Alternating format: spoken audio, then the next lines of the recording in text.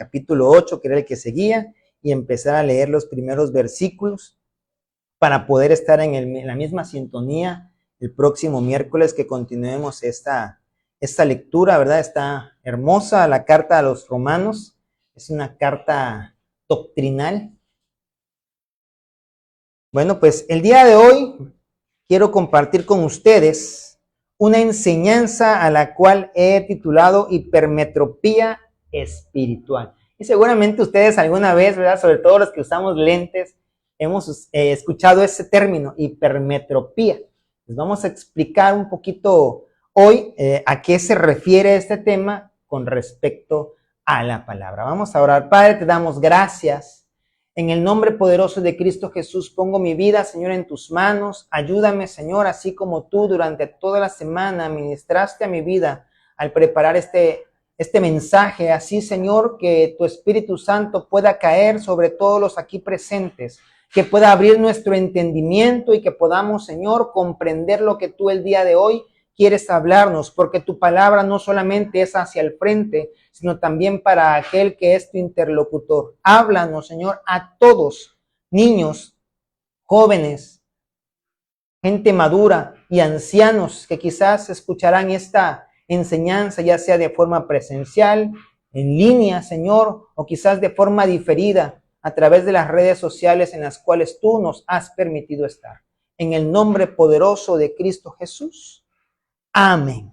Gloria a Dios. Bueno, pues vamos a entrar en materia, ¿verdad? La hipermetropía. ¿Qué es la hipermetropía? Hemos escuchado algunas enfermedades, quizás por allí, acerca de la miopía, acerca del astigmatismo, acerca quizás no tan popular, pero el glaucoma, ¿verdad? Son diferentes enfermedades. La miopía es una enfermedad que podemos padecer todos en los ojos, ¿verdad? Que significa que yo de lejos no puedo alcanzar a ver. Esa es la miopía, por eso necesito lentes. Todos estos problemas, o la mayoría de estos problemas, se basan en la refracción de la luz que tiene que realizar nuestros ojos. Recordemos, ¿verdad?, que de cuando estudiábamos primaria, el sentido de la vista y también en secundaria, que nos decían que la luz entraba a nuestros ojos y que la imagen dentro de nuestros ojos está de cabeza, ¿verdad? Y que nuestro cerebro lo que hace es que la pone de la forma en la que realmente es para que nosotros veamos lo que estamos viendo ahorita de tal manera. Y también debemos entender, ¿verdad?, que ese proceso no es un proceso inmediato. Usted y yo tenemos un retraso de 10 segundos acerca de lo que vemos y de lo que realmente está pasando. Es decir, mi movimiento en la mano hace 10 segundos que pasó, pero usted y yo, lo estamos viendo, ¿verdad? Entonces, la miopía, decíamos, es no ver de lejos, vemos perfectamente bien de cerca. El astigmatismo es una cuestión de deformidad en nuestra córnea, en donde, pues, al estar deforme, todo lo vemos borroso, ya sea cerca o lejos, ¿no? Pero la hipermetropía es una enfermedad que también es conocida como hiperopía.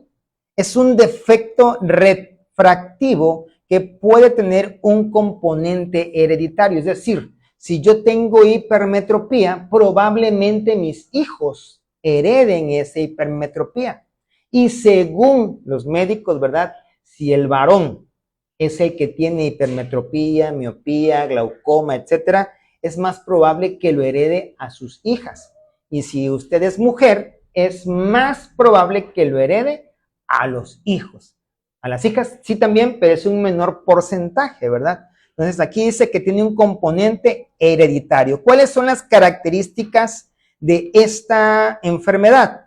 Visión borrosa de cerca. De lejos se ve bien.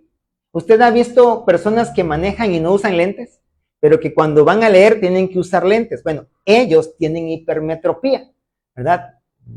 Yo no puedo manejar si no tengo lentes, porque yo tengo miopía, yo no veo bien de lejos, entonces necesito tener estos lentes. ¿Qué otra característica? Fatiga ocular, especialmente después de realizar tareas de cerca. Se les complica.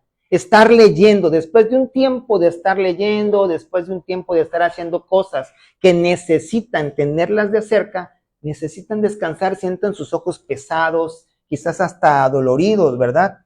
¿Qué otra característica dice? Dificultad para leer o concentrarse en tareas cercanas. El tratamiento se basa en el uso de gafas o lentes de contacto. Perdón, es que moví aquí. Ahí está. Lentes de contacto que desvían la luz hacia la retina. Por eso dice que es un problema de la refracción de la luz. La luz en nuestros ojos de aquellas personas que padecemos estas enfermedades no entra de la manera adecuada, ¿verdad? Y entonces el lente lo que hace es que redirecciona la luz para que nuestros ojos puedan ver perfectamente. Y hay otro tratamiento que es una cirugía para remodelar la córnea y entonces corregir el enfoque, ¿verdad?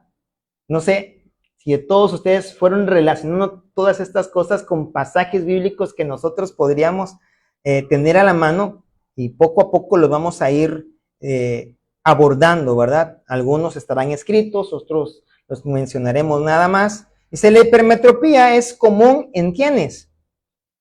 Bebés y niños.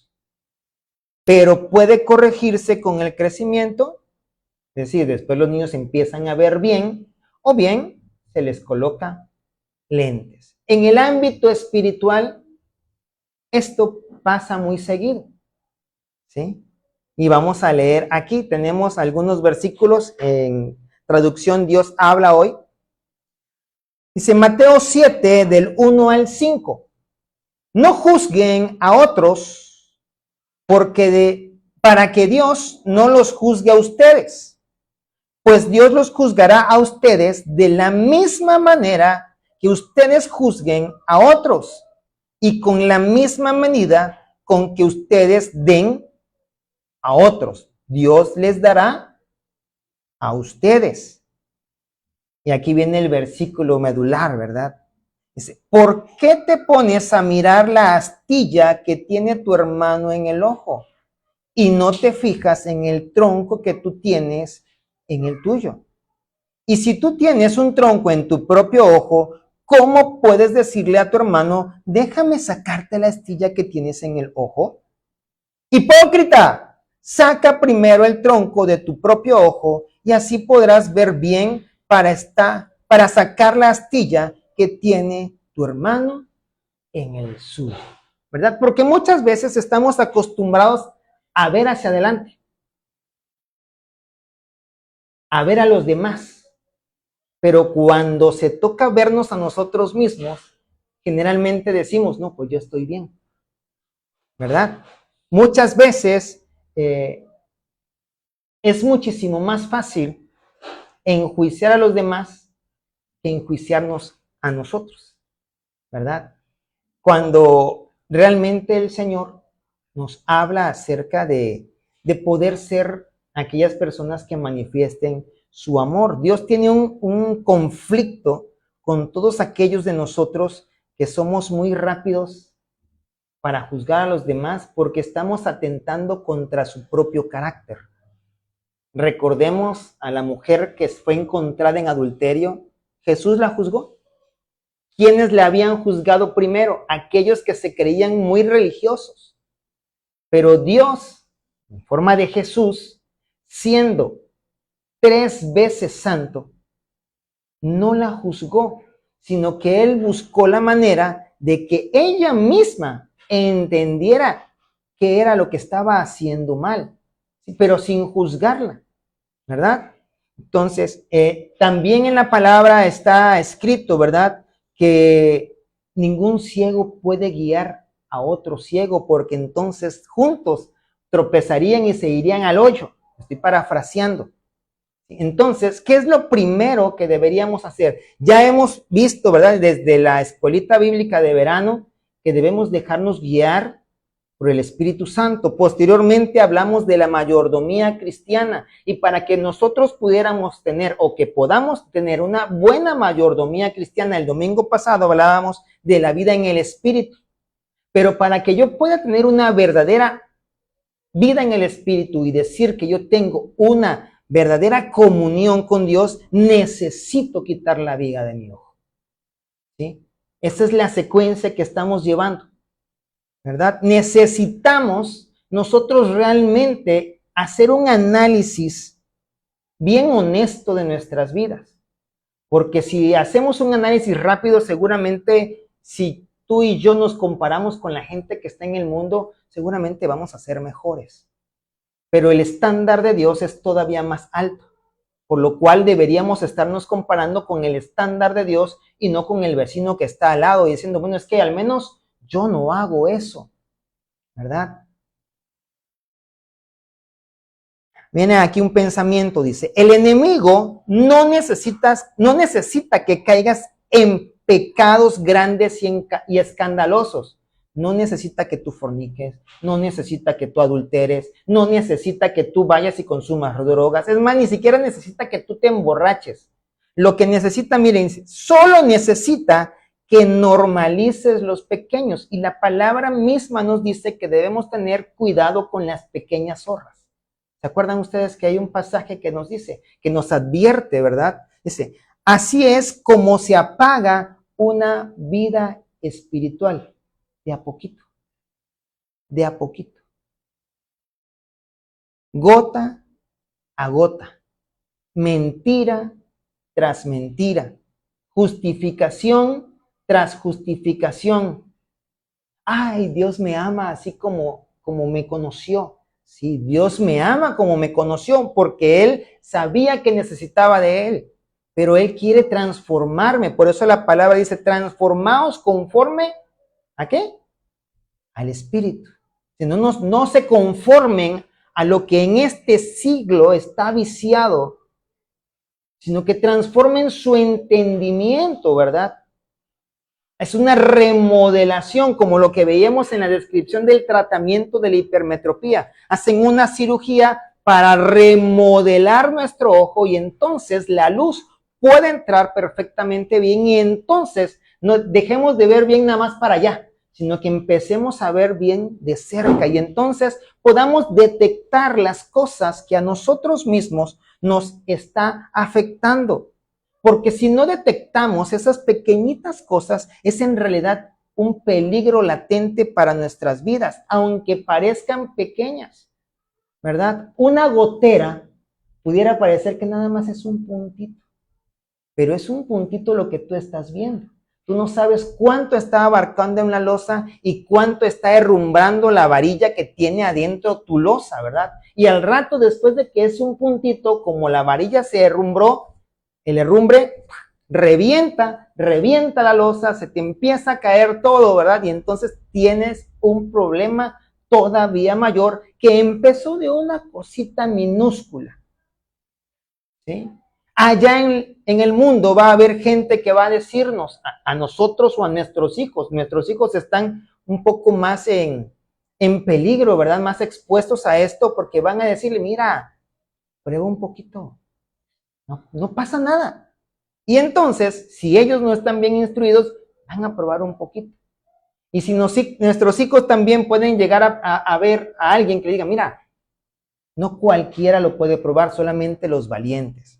Porque eso es al menos a los varones, ¿verdad? No sé, los demás, ¿verdad? Pero en la escuela, cuando yo estaba pequeño, eso era algo que picaba el orgullo a los varones. El que les dijeran que no podían, pues yo sí puedo, ¿por qué no más tú? Y eso es algo que naturalmente el ser humano tiene, ¿verdad? Pero es algo que nos lleva a correr peligros por nuestra inexperiencia. La palabra de Dios nos dice, obviamente, qué hacer al respecto de todas estas cosas que pueden ser un peligro para nosotros. Y entonces, cuando nosotros leemos la palabra de Dios, hay una pregunta. ¿Despertaremos o confirmamos que preferimos seguir dormidos y no darnos cuenta de aquellas cosas que nos están afectando? La decisión está en nuestras manos. La palabra de Dios también nos dice, he aquí he puesto delante de ti la vida y la muerte. Tú decides. La decisión no es de Dios. La decisión la tenemos que tomar nosotros. ¿Sí? Dios ya está allá en su gloria, totalmente santo. No hay ningún problema allá en el cielo. El problema los tenemos nosotros. ¿Sí? Por eso la decisión nos la deja a nosotros. Él es todopoderoso y para Él no hay nada imposible. Él podría obligarnos, sí, pero Él no quiere tener gente obligada. Quiere tener gente que con convicción diga, sí, quiero estar contigo, quiero servirte, quiero adorarte, ¿verdad? El otro día yo platicaba con un pequeñito y él me decía, ay, es que Dios lo único que quiere es que nosotros le estemos adorando. Y le digo, bueno, ¿y qué otras cosas te gustaría a ti hacer? Bueno, pues a mí me gustaría divertirme. ¿Y tú crees que Dios no es divertido? Me dice, pues no sé. Y entonces empecé a hacer algunas actividades con él. Y cuando terminó, le pregunté, ¿te divertiste? Sí. ¿Aprendiste? Sí. ¿Ya ves que también en Cristo te puedes divertir? Dice, sí. Pero aún ahí, donde tú te estás divirtiendo, sin darte cuenta, le adoraste. Se quedó. Pero si no le canté, digo, es que adorar no es nada más cantarle, es obedecerle. Sobre todo, ¿verdad? Y entonces es cuando esa personita dice, pues yo quiero. Y entonces es la decisión que nosotros debemos tomar. Ahora, otra pregunta. ¿Cómo llegamos aquí?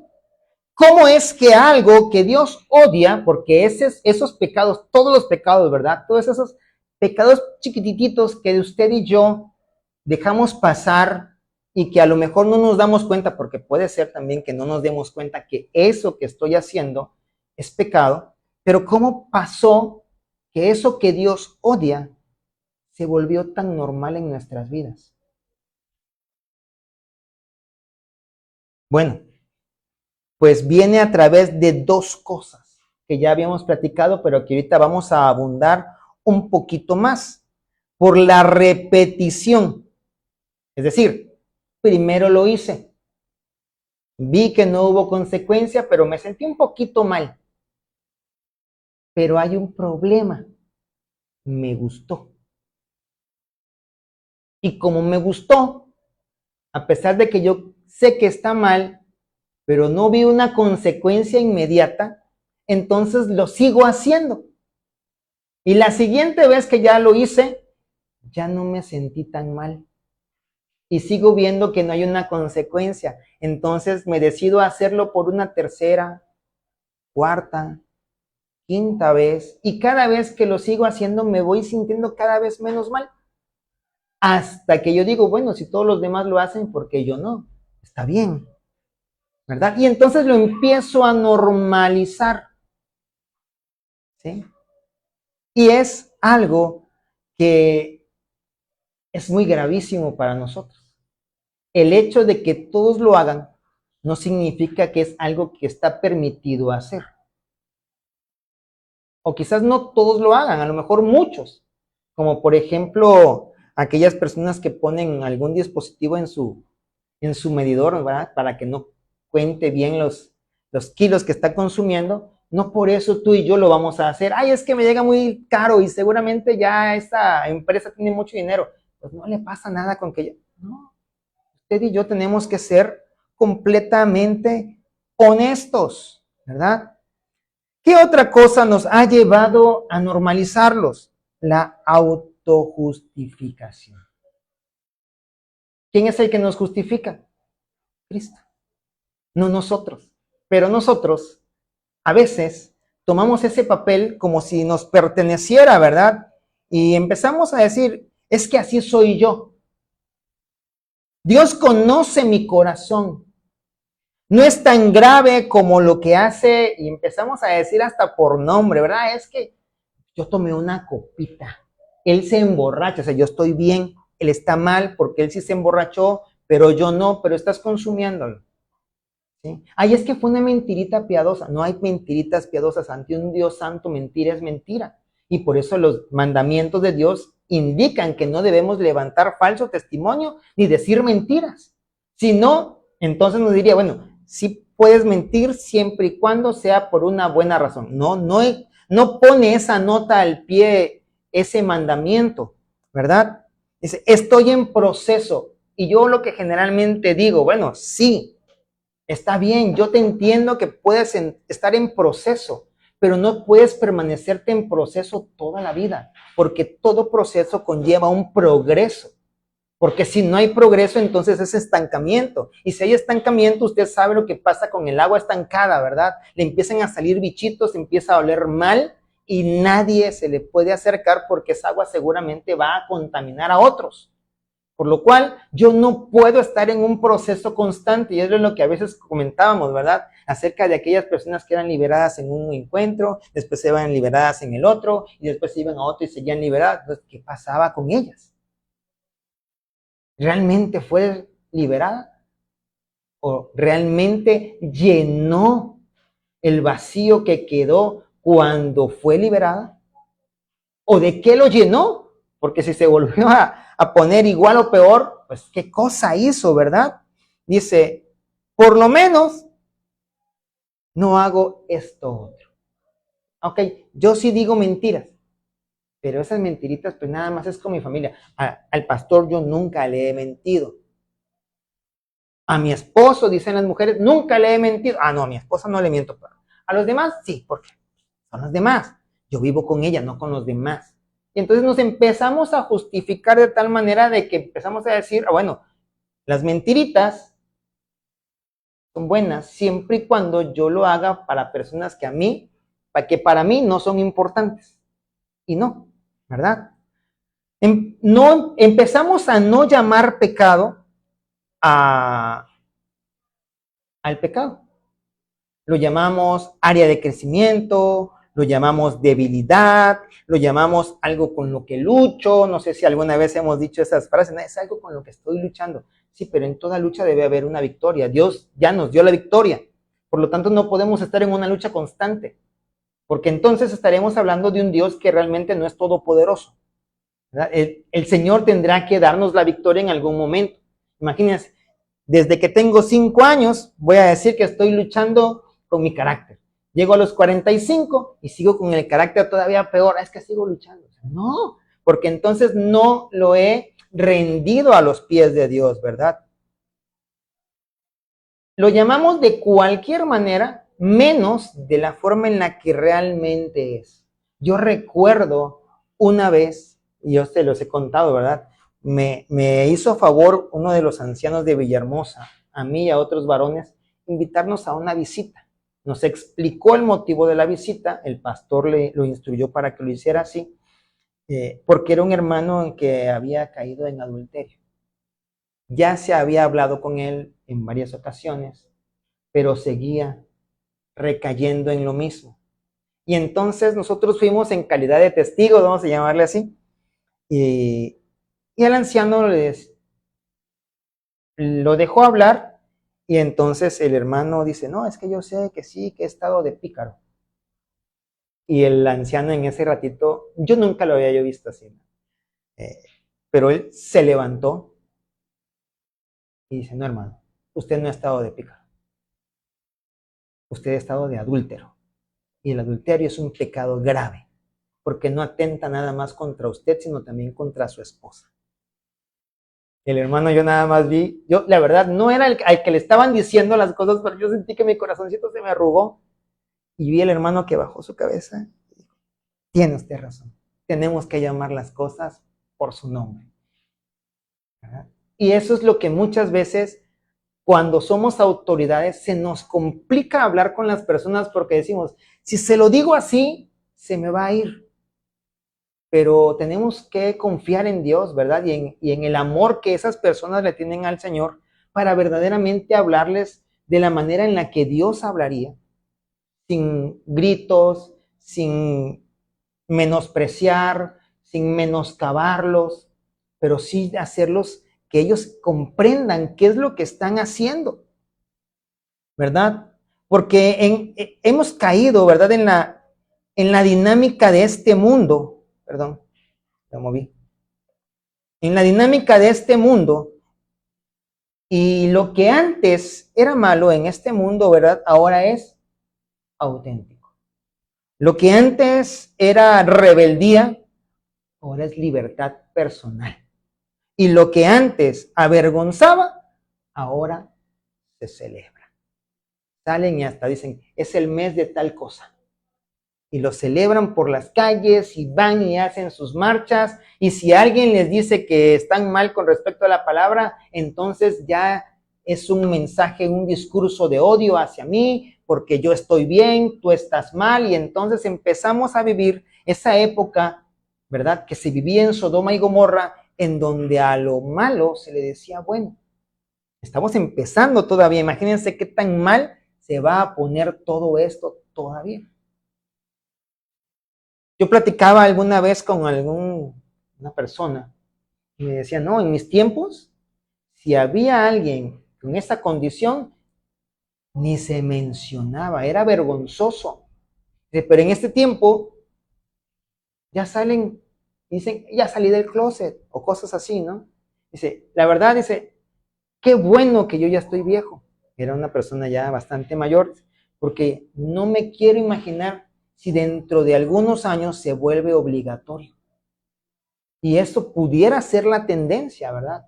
Que tuvieras tú que incluso manifestar ciertas condiciones para pertenecer a ese grupo que pareciera que está tomando el control de todo lo que se lleva a cabo en la agenda mundial, ¿verdad?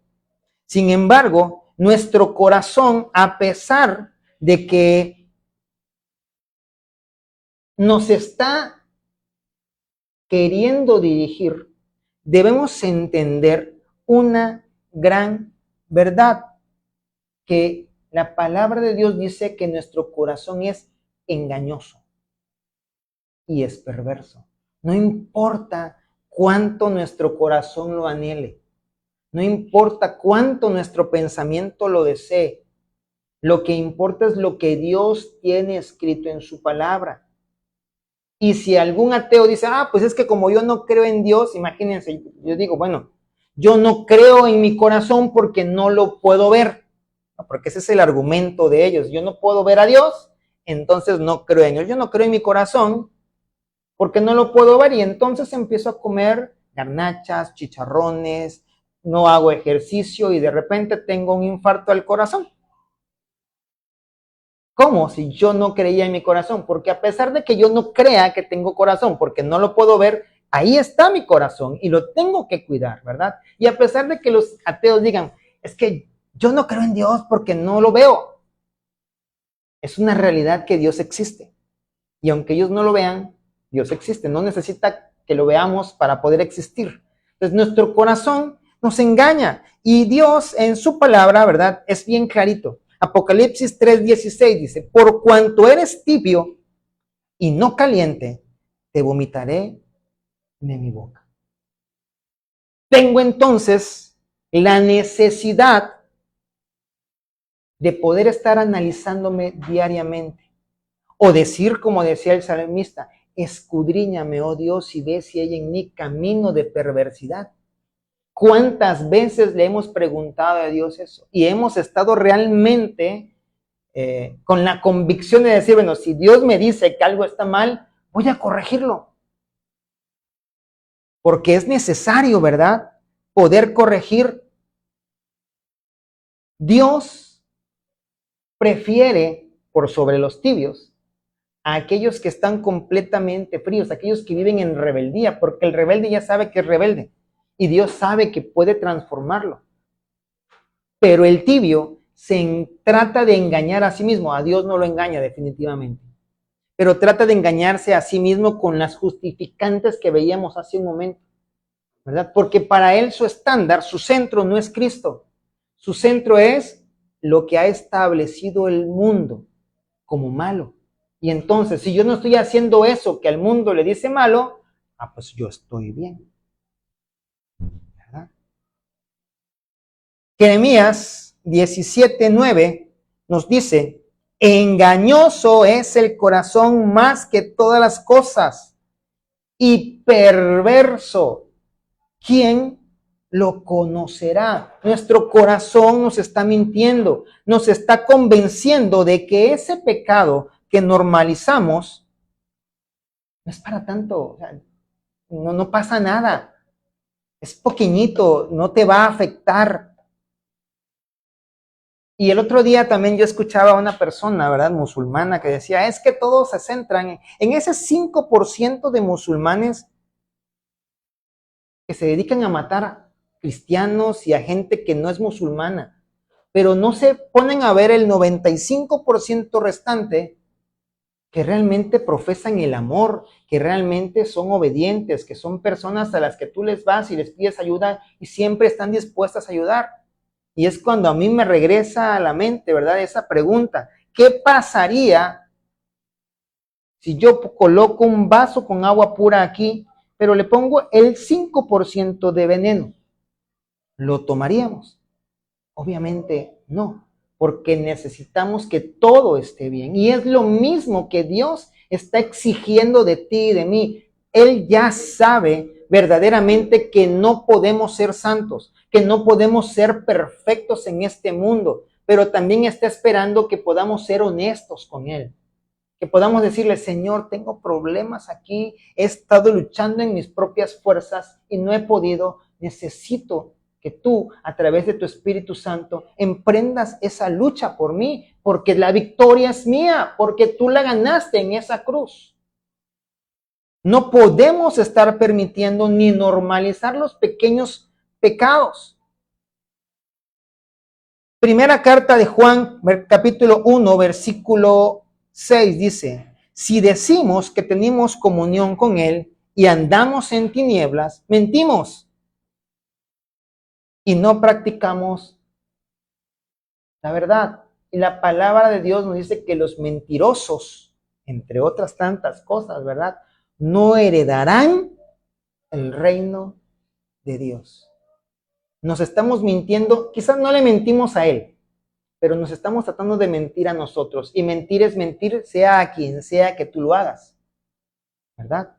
A lo mejor le estás mintiendo a tu mamá y le dices, ¿sabes qué? Voy a ir a hacer tarea. Pero en realidad te fuiste a otras cosas, a jugar fútbol, a jugar en el PlayStation o cosas así, ¿verdad? Mi mamá me cuenta, ¿verdad?, en algún momento que ella le decía a la mamá que se iba a hacer tarea, pero ella se iba a ver aparadores. Dice, no tenía ningún sentido ver aparadores. Ella lo entiende ahora, porque yo no llevaba dinero como para comprarme algo de lo que viera. Entonces yo nada más quedaba emocionadísima. De todo lo que veía para comprar, no me compraba nada. Pero me iba yo a eso, a perder el tiempo, en lugar de hacer lo que le dije a mi mamá. Y entonces no tiene caso. Ella lo entendió después. Pero qué bonito es cuando lo entendemos en el momento preciso, ¿verdad? Porque nos ahorramos problemas, montones de problemas. Y esos pequeños pecaditos, esas pequeñas zorras, esos puntitos, esos negritos en el arroz, nos pueden llevar a nosotros a vivir en tinieblas, creyendo que vivimos en la luz. ¿Cuáles son esas cosillas que nos pueden llevar a vivir en esa tiniebla sin darnos cuenta? Ya lo habíamos comentado, ¿verdad? Esas mentiras inofensivas. Ay, dile que no estoy. El otro día que vinieron los de Protección Civil a checar la parte que se había caído, la señora nos dice, dígale que es mi familiar porque si no me va a cobrar más. Mi esposa, no, la señora me renta. O sea, no podemos mentir, ¿sí?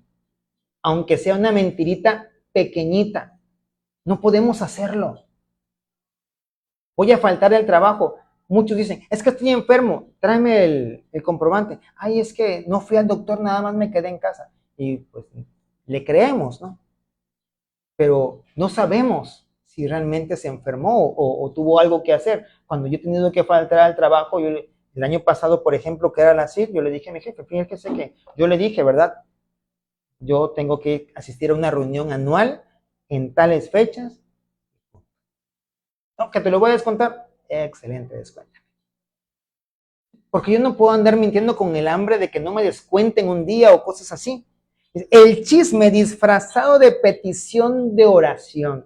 Imagínense, usted llega con el pastor o con la persona encargada del ministerio de oración. Oiga, hay que orar por el hermano Menganito. Fíjese que está en adulterio con Menganito, con fulanita. Entonces vamos a orar para que ellos puedan honrar al Señor. O sea, ya no viene el caso contar todo. Vamos a orar por fulanito para que el Señor lo fortalezca y sea fiel. Gloria a Dios. Ya está ahí. No tenemos que enterarnos de todo lo demás, ¿verdad? ¿Qué otra cosa? La envidia que disfrazamos de discernimiento cada vez que alguien es bendecido y nosotros tenemos algo que criticar, ¿verdad? Entonces, tratamos nosotros de disfrazar nuestra envidia y codiciar a aquellos que los hermanos tienen. O incluso en nuestra oración, ¿verdad? Dice, ay Señor, ¿por qué le das pan al que no tiene dientes? Eso ya es envidia. No, Señor, yo sigo aquí esperando a tu promesa y yo sé que darás lo adecuado para mí. Gloria a Dios porque al hermano lo bendijiste así. Yo no sé cómo tú me vas a bendecir a mí, pero estoy expectante y emocionado de saber cómo lo vas a hacer. Esa sería una oración realmente, ¿verdad? Que pudiéramos nosotros elevar ante Dios. Y es como cuando yo los alumnos en la clase, ¿verdad? Vienen y dicen, oiga maestro, es que a él le puso bien esta y no sé qué tanto, y que sacó más que yo y resulta que él estaba mal en otras y le empieza a bajar calificación. Ay, sí es cierto, y aquí también me equivoqué, mire, estaba mal, pero te la puse bien. No, profe, déjeme decir. Es exactamente lo mismo, ¿verdad? ¿Para qué queremos tener lo que los demás tienen? Yo no tengo las capacidades, cualidades y dones que tienen los demás, por lo cual Dios no me va a dar lo mismo. David lo entendió perfectamente cuando iba a enfrentarse a Goliat. Saúl dice, pónganle mi armadura, pero Saúl era un hombronón grandísimo y David, un jovencito. Y entonces la armadura le quedaba completamente incómoda y no podía pelear. No, espérate. Yo voy a pelear con mis propios recursos, los recursos que Dios a mí me dio, ¿verdad? Y es lo mismo que podemos nosotros o que deberíamos estar haciendo con las bendiciones. ¿Para qué quiero yo un camionetón de 8 cilindros si con trabajo y me alcanza para la gasolina y esas cosas chupan gasolina que da miedo? Es mejor que me dé una moto o una bicicleta que no usa gasolina, ¿verdad? ¿Por qué? Porque Dios da conforme a la medida que a nosotros nos corresponde. Es como aquel que distribuyó aquellos talentos. ¿Por qué a uno le dio 5? ¿Por qué a uno le dio 3? ¿Y por qué a uno le dio? Porque él sabía la capacidad de cada uno. No a todos le dio lo mismo, ¿verdad? Ahora, el orgullo religioso, ese que nos hace sentir superior porque tú no haces lo que otros hacen. Yo estoy muchísimo mejor y el Señor me ama y sabe que soy fiel porque todos los días que hay reunión yo llego puntual. Soy el primerito. No, aquellos cada tanto faltan, pero yo no.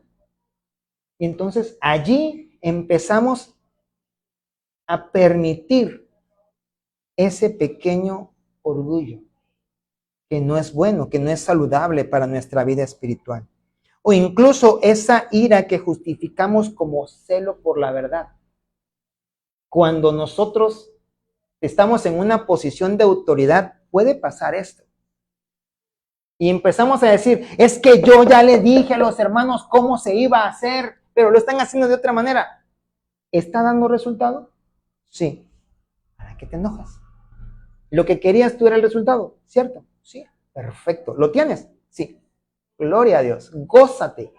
¿Por qué? Porque la multiforme gracia de Dios los llevó a la consecución de lo que tú esperabas. Las formas quizás no fueron las que tú les dijiste.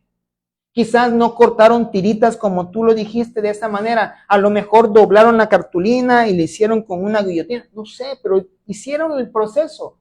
Entonces, qué bueno. Pero nosotros a veces somos tan autoritarios, ¿verdad? Que es lo que nos lleva a ser mal vistos déjense ustedes de la congregación, de Dios. Dios, siendo Dios, no es autoritario con nosotros. Nos da la oportunidad de elegir, ¿verdad? Nos da la oportunidad. Es como si acá, ¿verdad? Todos dijéramos, bueno, todos para alabar tenemos que saltar. Y llega uno que está cojo. No, tiene que saltar en un pie. Pues no, cada quien alaba y adora al Señor conforme a lo que el Señor pone en su corazón, ¿verdad? No, usted tiene que orar de rodillas, porque dice la palabra que los únicos que oraban de pie eran los fariseos. Y usted no es un fariseo, usted es un hijo de Dios. Ahora, póstrese. Pero viene una persona que está enyesada de su pierna o que tiene problemas lumbares y no se puede postrar. Pues sería un poquito complicado, ¿verdad? Entonces, el problema que vemos aquí, y hay muchos más, ¿verdad? Pero esos son unos cuantos que a mí se me vinieron a la mente. El problema no es solo que hagamos estas cosas. El problema es que las hacemos y no nos damos cuenta que estamos mal. Probablemente tú no andas haciendo cosas tan visibles, ¿verdad? No andas diciéndole de cosas a los que se te atravesaron en el crucero, no les andas pitoteando a todo mundo, no andas gritoneando en la calle, pero estas pequeñas cositas son las que el diablo va haciendo, poco a poco, poco a poco. Eres líder de algún lugar y como nadie te hace caso, nadie me valora aquí, me voy, ¿verdad? Ya estuviste diciendo mentiras y te descubren y te disciplinan. No, es que la disciplina no es bíblica y entonces yo me voy también. Y entonces todo es causal de que nos vayamos, pero nunca nos podemos poner a pensar en qué es lo que yo hice. Siempre decimos, no, es que la congregación me falló, es que el pastor me falló, es que los hermanos me fallaron. ¿Y cómo tú fallaste a la congregación? ¿Cómo tú le fallaste a los hermanos? ¿Cómo tú le fallaste a tu esposa? ¿Por qué son todos contra ti? Y nunca podemos decir qué es lo que nosotros estamos haciendo. Porque tenemos una visión bien bonita, bien clarita para ver de lejos, pero nunca para ver de cerca hacia nosotros mismos. Esa hipermetropía espiritual nos está dañando grandemente. ¿Qué va causando todo esto? ¿Qué provoca que nosotros vayamos teniendo esos pequeños puntitos negros? Bueno, en primer lugar, puede provocar que nuestro corazón se vaya endureciendo cada vez que justificamos nuestro pecado. Nuestra conciencia se vuelve un poco más sorda ante las alarmas que el Espíritu de Dios nos lanza. Hasta el momento en el que ya acallamos la voz del Espíritu, bueno, dejamos de oírla porque el Espíritu siempre sigue diciéndonos, pero ya como que como que le ignoramos, ¿verdad? Y lo que antes te dolía, ahora nos da igual, ¿verdad? ¿Qué otra cosa puede provocar? La voz del Espíritu Santo se está apagando, no porque Él se haya ido, sino porque tú has puesto tanto ruido de justificaciones que ya no lo escuchas. ¿Ya? No hay nada porque yo acabo de determinar que estoy bien. Yo tenía la razón y todos los demás estaban equivocados. Me vino a la mente cuando escribí yo este punto, cuando a veces estábamos en los ensayos de alabanza y alguien cantaba algo mal. Oiga, ¿por qué se equivocaron? Y era el único que había cantado eso. Le echábamos la culpa a los demás, pero nosotros estábamos bien. Entonces tenemos que aprender a identificar verdaderamente qué es lo que estamos haciendo mal. 3. Estás enseñando a otros, y esos otros son los que vienen detrás de ti, tus hijos, tus hijas, tus nietos, que la desobediencia es aceptable. Y ellos van a aprender. ¿Se acuerdan que decíamos que la hipermetropía y otras enfermedades eran hereditarias? Aquí está. Lo que nosotros somos, lo vamos a reproducir en nuestros hijos. Y si nosotros empiezo a decir, imagínense ustedes, ¿no? Empiezo a decir, ay, no, que es que el apóstol, que esto, que el otro. ¿Qué cree que van a decir ellos mañana? No van a hablar del apóstol, ay, ya moví esto. Van a hablar de mí. Y van a empezar a decir que yo no tengo la razón o que yo estoy mal en las cosas que le pido. Ay, Dios. Ahí va. Espero yo que sí. Ahí va. Ay, ay. Bueno, sigamos. Entonces, estás enseñando a otros que la desobediencia es aceptable. Tus hijos, tu familia, tu iglesia, todos están viendo que se puede decir que se ama a Dios y vivir como el mundo. Algo pequeñito, muy pequeñito, pero se va reproduciendo. ¿Sí? La palabra nos habla acerca de algo muy pequeñito comparándolo con la fe, pero imagínense, aquí también se aplica. Algo muy pequeñito como el grano de mostaza dice que llega a ser el árbol más grande de las hortalizas. Lo mismo pasa aquí. Y es lo que dice la palabra. Las pequeñas horas son las que más destruyen. Usted puede llegar a una casa hecha de madera y se ve impecable, pero usted nunca sabe si la termita está por dentro, ¿verdad? Comiéndose todo lo de adentro y dejando impecable lo de afuera. Y es lo que pasa muchas veces en nuestro corazón. Toda esa oscuridad la dejamos crecer en nosotros y va carcomiendo de adentro nuestro corazón hasta que se vuelve insensible completamente, incluso a los mandatos de Dios. Porque estamos demasiado centrados en nuestros propios deseos. 4. Te está alejando de Dios sin que tú y yo nos demos cuenta. No de golpe. No es que te arranca y viene el día. No. Sigiloso. ¿Sí? Paulatinamente, gradualmente. Como cuando una pareja se aleja. Usted ve, la gente se casa, empiezan los problemas chiquitos, no lo conversan, se siguen haciendo más grandes, y cuando vienen a saber, pero ¿cómo puede ser? Llevaban 25 años de casados, sus hijos ya van a universidad y se están divorciando. ¡Claro! Porque dejaron que esos pequeños problemas fueran aumentando, fueran quedando sin resolver, y cada poquito fue como una bola de nieve que viene cayendo desde la cima de la montaña, y cuando llega es un problema enorme, ¿verdad? Y es lo mismo que a nosotros nos puede suceder. Ese es el problema, que nosotros normalicemos nuestras actitudes que directamente entendemos o Dios nos ha hablado que son actitudes incorrectas. ¿Sigues leyendo la Biblia? ¿Cuántos días dejaste de leer la Biblia? ¿Cómo pasó el primer día? Te sentiste mal seguramente. Ay, ya no seguí la lectura de la palabra. Pero es que estoy muy ocupado, estoy cansado. Y nos empezamos a justificar. Ya abandonamos la oración.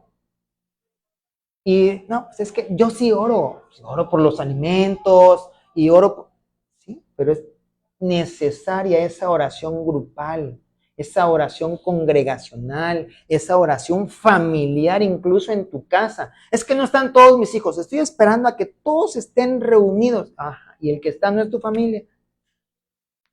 No, es que mis hijos están chiquititos, ellos ni siquiera se ponen a pensar en la oración. Pues obviamente no, porque tú no oras con ellos. El otro día yo me senté a la mesa y ya los vi a todos comiendo y ya oraron. Dice, sí. Y ya me puse a orar yo solito. ¿Verdad? ¿Por qué? Porque ya saben qué es lo que tienen que hacer. A veces se les olvida y es donde entra papá y mamá a recordárselos. Pero ya deben tener una enseñanza, un ejemplo, es más.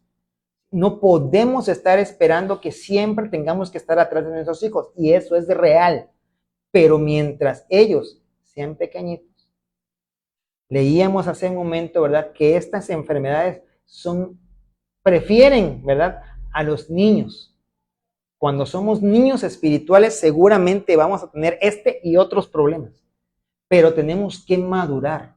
Decía ahí, ¿verdad? En esa información que yo encontré en una revista médica, que conforme va creciendo la persona puede ser que se corrija ese problema.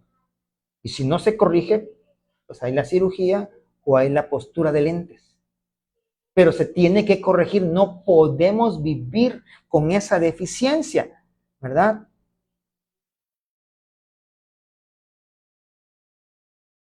Ahora, preguntas difíciles.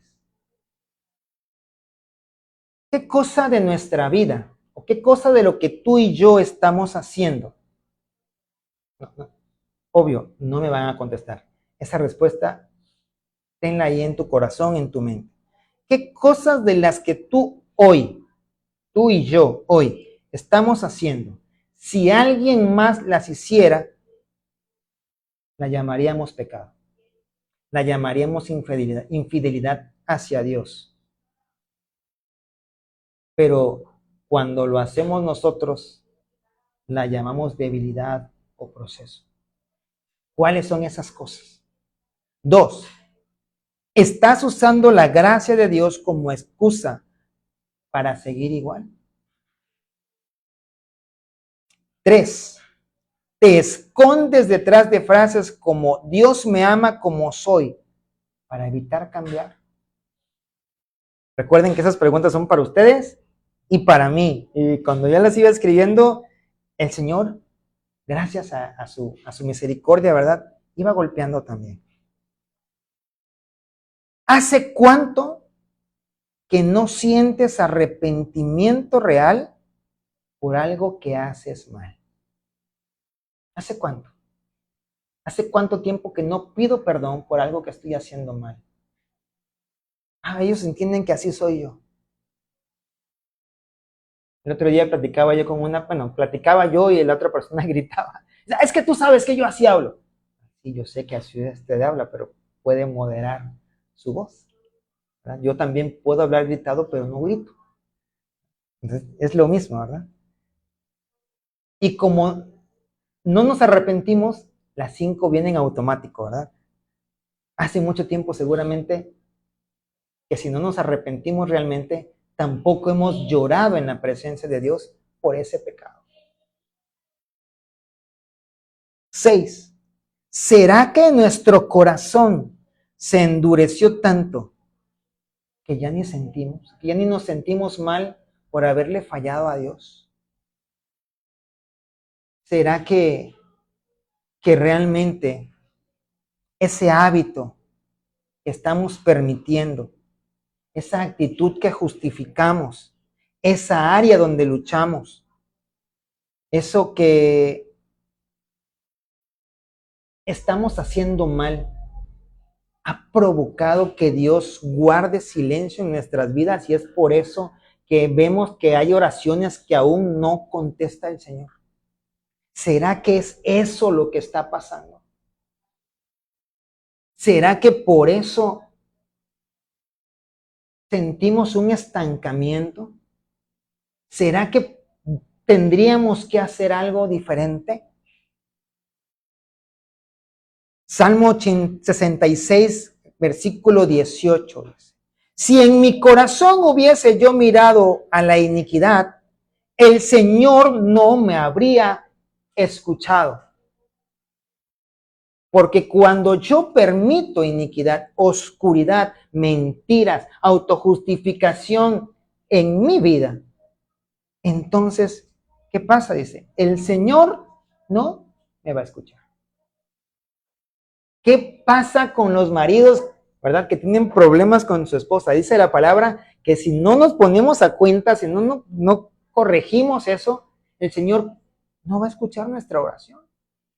Y yo no creo que sea diferente si nosotros en esa relación que tenemos con Dios, ¿verdad? Que va a culminar en nuestras bodas con el Cordero, esa relación de matrimonio, sea diferente. Por lo cual, tendríamos que estar nosotros realmente haciendo un examen completo, ¿verdad? Como lo que nos hacen en el hospital cada vez que nos van a operar, te revisan coagulación, te revisan un montón de cosas para decir, ok, usted es apto para esta operación, y cuando no lo es, mire, usted tiene que tomar esta dieta o tiene que hacer esto para que entonces después lo volvamos a revisar y veamos si ya se le puede operar, ¿sí? O sea, alguna vez seguramente algunos de nosotros tuvimos una operación, y si no la hemos tenido, pues gloria a Dios, ¿verdad? Pero cuando me operaron de los ojos en las 2 ocasiones, a mí me dijeron, ¿sabe qué? Tiene que ser así, así, así, así. Porque si no, como el ojo es un órgano demasiado importante, puede salir mal. Y entonces yo tuve que seguir las reglas al pie del cañón, ¿verdad? Al pie de la letra. ¿Hay solución? Sí, gloria a Dios que hay solución. Miren ustedes. Primer punto, tenemos que reconocer eso que hemos estado haciendo, que no deberíamos hacer, aquello que hemos estado justificando, eso a lo que hemos llamado proceso, eso a lo que hemos llamado con lo que estoy luchando, eso que he identificado que a Dios no le agrada, pero que yo en repetidas ocasiones lo he estado haciendo, desobediencia, etcétera, etcétera, lo tengo que reconocer, llamarlo por su nombre, dejar de disfrazarlo, dejar de justificarlo, dejar de minimizarlo. Es algo importante, no es algo que yo pueda atender mañana, es algo que necesito atender hoy. Y es un pecado. Si es algo que yo no me atrevería a decirle en oración a Dios o pedirle permiso a Dios para que yo lo haga, si es algo que no harías frente a tu papá y tu mamá, si es algo que no harías frente a tu pastor, si es algo que no harías a todas luces, seguramente es un pecado. 2, arrepentirnos y no solamente tener un remordimiento emocional. Y así me dolió, pero si me lo vuelven a proponer, lo vuelvo a hacer. No, que sea un arrepentimiento total, que yo sienta el dolor en mi corazón de haberle fallado a Dios. Y decirle a Él, no quiero volverte a fallar. Sé que lo voy a volver a hacer, pero al menos en lo mismo no, Señor. En lo mismo, por favor, no permitas. Sosténme con tu mano, ¿verdad? Tenemos que verdaderamente tener y demostrar ese arrepentimiento, un cambio de mente, un cambio de pensamiento, no conformarnos a este siglo, y era lo que comentábamos hace un momento. Ese cambio que va a producir también un cambio de dirección. 3, córtalo de raíz. No es que, bueno, voy a reducirlo. Ya antes lo hacía media hora. Ahora lo voy a hacer 15. Y dentro de un mes le voy a bajar a 10. Y dentro de otro mes le bajo a 5. Y cuando vengas a ver, ya no lo voy a hacer. No, córtalo de raíz. Si es algo que tú estás diciendo, oh, ¿sabes qué? Dejé de leer la palabra. Ok, tienes que retomarlo. Y tomarlo con fuerza. Y tomarlo con disciplina. La disciplina es poderle decir a tu mente, sabes que esto lo necesitas hacer, aunque sea difícil, aunque sea cansado, aunque a ti no te guste, aunque a ti no te agrade, necesitas hacerlo. Esa es la disciplina. Entonces tenemos que cortarlo de raíz. No negocies con el pecado. No trates de reducirlo gradualmente. Córtalo. Estás siendo infiel a tu esposa. Cambia de número, rompe el chip, ni siquiera recuperar, es que tengo contactos importantes. ¿Qué te importa más, tu matrimonio o tu chip y tus contactos? Córtalo. Y si te es posible, cámbiate de ciudad. Tienes que ser radical. La palabra de Dios dice, si tu ojo te es ocasión de pecado, ¿qué decía la palabra? Sácatelo. O sea, soluciones radicales para problemas grandes. Tenemos que ser verdaderamente valientes para poder poner una solución real. Esto no es para cualquiera, mis hermanos. Esto es para personas que realmente amamos a Dios y queremos agradarle porque reconocemos que los tiempos están cercanos y que su segunda venida está cada vez más cerca y al menos yo, no sé usted, yo no me quiero quedar. Y por eso necesito todos los días hacer un análisis personal. Yo no analizo a mi esposa o a mis hijos cuando estoy en mi oración personal. Yo me analizo a mí y le digo, Señor, ¿sabes qué? Cuando ha pasado, ¿verdad? Porque así a veces somos tan orgullosos que no detectamos nada. Yo ahorita veo como que no hay nada malo, pero dime tú, ¿qué ves? Y el Señor empieza a decirnos y empieza a dolernos. Y qué bonito que nos duela, porque si te duele vas a querer solucionarlo. Si te pica un mosquito y te duele, ¿qué vas y haces? Pones pomadita, ¿verdad? Porque es una ronchita pequeña. Pero ¿qué pasaría si te rajas todo el brazo? ¿Te pondrías pomadita? No, vas a un hospital y entonces, ¿sabes qué? Se me está saliendo la vida, cúrenme. Y van y ellos y hacen el procedimiento para cerrar esa herida. Y esto viene en el punto número 4, dice. Busca ayuda. No puedes solo, busca ayuda.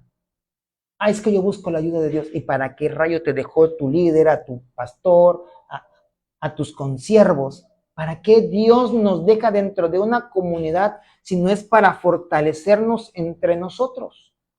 ¿Verdad? Busca ayuda. El orgullo te va a decir que puedes solo. ¿Cómo estás? Bien.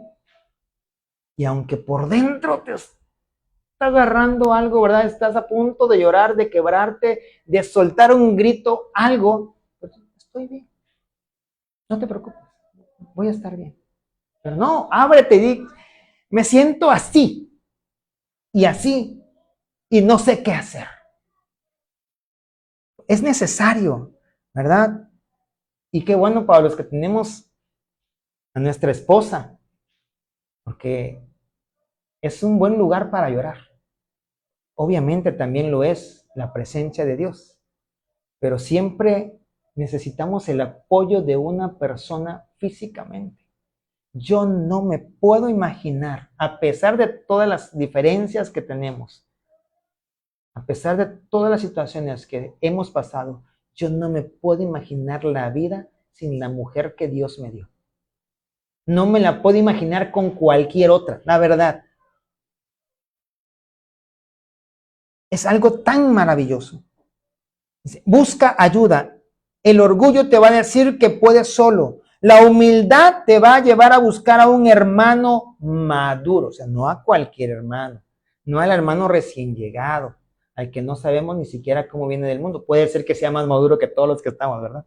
Pero no a ese, realmente a un hermano maduro, a un pastor, a un mentor. No vas a ir tú como joven a buscar el consejo de tus amigos en la escuela. Vas a llegar y aunque sabes que tu mamá y tu papá te van a regañar y probablemente te van a disciplinar, te vas a acercar a ellos porque ellos te aman, ellos te van a dar el mejor consejo basado en la palabra de Dios porque son temerosos de Dios y entonces sin ningún problema puedes tener esa solución.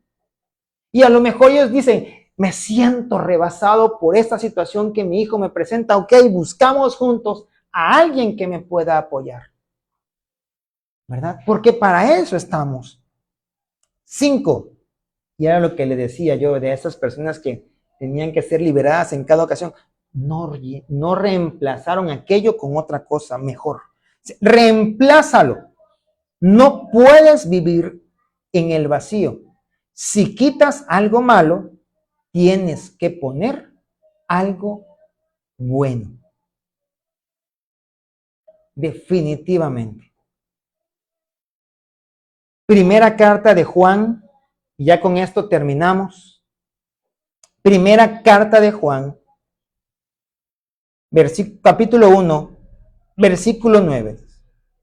Si confesamos nuestros pecados, Él es fiel y justo para perdonar nuestros pecados y limpiarnos de toda maldad. es tiempo de que nosotros seamos honestos, primeramente con Dios y en segundo lugar con nosotros mismos. Sé que algunas cosas nos van a avergonzar, pero no hay mejor lugar para poderlas decir que en la presencia de nuestro Señor. Amén.